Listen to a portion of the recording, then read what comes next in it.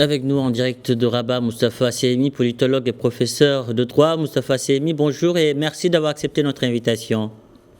Bonjour. Alors, vous qui êtes un observateur averti de la vie politique marocaine, quel bilan faites-vous de cette session de printemps au Parlement? Écoutez, il faut bien faire ce constat. Le bilan de cette session est modeste. C'est une session qui a commencé le deuxième vendredi du mois d'avril. Ça fait 3 mois et demi. Et hier, je dis la clôture. Je dis que c'est un bilan modeste. Je fais référence au fait qu'il y a eu l'adoption du règlement intérieur de la Chambre des représentants. Enfin, après plus de 2 ans et demi de mise en place de la Chambre des représentants, ça fait quand même beaucoup de délai. Le deuxième texte, c'est le code de déontologie, qui avait été demandé par le Sénat, il faut le rappeler, dans le message qu'il avait adressé le 17 janvier dernier aux participants au symposium national à l'occasion du 60e anniversaire de la création du premier Parlement marocain élu. Bilan modeste aussi pour la mission du Parlement qui est celle du contrôle de l'évaluation et de la législation et de l'évaluation des politiques, en particulier publiques. Voilà le premier constat. Le deuxième constat, c'est qu'il y a un certain nombre de textes qui sont traités au niveau des différentes commissions et qui n'avancent pas beaucoup. Et puis, un dernier peut-être, c'est le fait que ça tient sans doute ceci, le Parlement est alimenté, si je puis dire, au niveau des textes, par le droit du gouvernement. Or, à l'espèce, le gouvernement n'a pas déposé de projet de loi. C'est prévu et ça a été renvoyé à la prochaine session, comme l'a dit le chef du gouvernement et les ministres concernés. C'est des textes importants qui sont inscrits pour la proposition, notamment sur la réforme du code pénal, du code de procédure pénale, le code de la famille qui est un grand dossier, etc. Donc tout ça est problématique et vient de la nécessité pour ce Parlement de se remobiliser pour accompagner les réformes qui sont inscrites à l'ordre du jour. Moustapha Sehimi, un mot sur l'opposition. S'est-elle, lors de cette dernière session, acquittée de sa mission parlementaire? Pardon, vous pouvez répéter la question? Un mot sur l'opposition. Est-ce qu'elle s'est acquittée de sa mission parlementaire cette session? Oui, alors sur ce plan-là, évidemment, il y a un certain nombre de problèmes qui sont posés au niveau du Parlement. Quant au statut de l'opposition se plaint d'avoir un statut minoré qui n'est pas conforme à la place et au rôle prévu par la Constitution.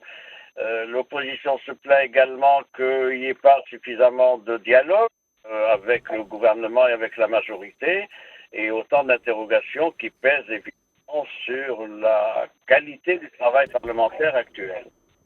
Malgré des mesures plus coercitives dans le règlement interne de la Chambre des représentants, aujourd'hui, la question de l'absentéisme des parlementaires reste encore d'actualité. Pourquoi ne parvient-on pas à régler ce problème? Vous savez, c'est un serpent de mer dont on parle tout le temps depuis des décennies. L'un des gros problèmes que vous évoquez, c'est l'absentéisme parlementaire. Il y a des réunions de commission qui se tiennent avec 4 membres. Il y a des textes importants qui sont adoptés avec un tiers simplement des membres de chacune des deux chambres, en particulier la Chambre des représentants qui compte 315 membres. Et il faut faire quelque chose. Il est prévu par le règlement intérieur un certain nombre de sanctions, c'est-à-dire quand il y a une absence non justifiée et quand il y a il y a des mesures qui sont prévues avec des retenues sur indemnité. Ça n'est pas le cas, ça n'est pas appliqué, il faut le dire, et ça pose un problème quant à la crédibilité de l'institution parlementaire des citoyens. Et ça nourrit, je dois le dire, un certain anti-parlementarisme quand dans les séances télévisées du Parlement, on voit des travées absentes qui ne sont pas occupées, on voit que quelques vingtaines de parlementaires présents. C'est un gros problème que nous avons donc avec la nécessité de l'implication des députés qui ont un mandat et qui représentent évidemment la nation dans toutes ses composantes pour qu'il y ait il faut espérer que ce soit des mesures qui soient opératoires prochainement. On verra.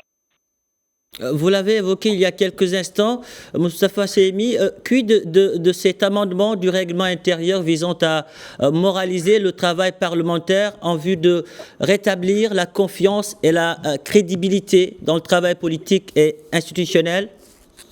Je voudrais noter que l'exigence de la moralisation de la vie parlementaire a été décidée par le roi.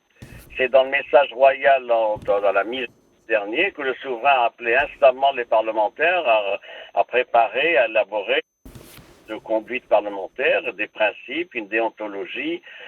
C'est pas le cas. Donc, il y a une situation préoccupante. Il y a plus d'une trentaine de députés aujourd'hui des deux chambres de tous les partis pratiquement qui font l'objet de poursuites quand ils ne sont pas incarcérés.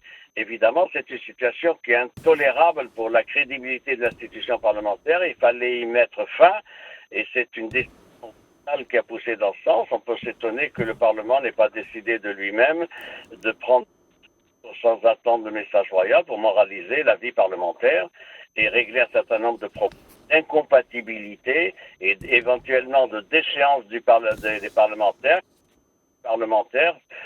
Font l'objet soit de procédures judiciaires, discutables dans certains cas, soit de condamnation en dernier ressort. Moustapha Sehmi, merci pour toutes ces précisions. Merci d'avoir répondu à nos questions. Merci à vous.